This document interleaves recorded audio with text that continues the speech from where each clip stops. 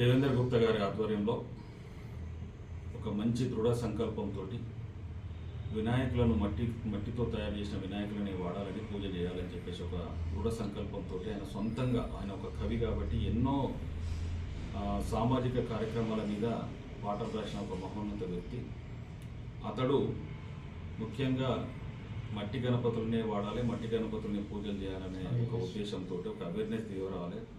మన తెలంగాణనే కాదు, అన్ని రాష్ట్రాలలో కూడా ఇది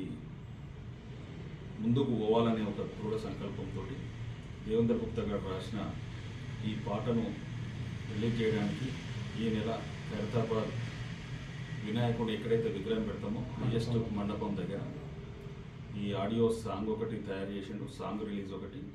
ప్లస్ ఇది పుస్తక రూపంలో కూడా ఆయన సొంతంగా చెప్పల్లి రచనలు అని చెప్పేసి ఒక కార్యక్రమం పెట్టింది కాబట్టి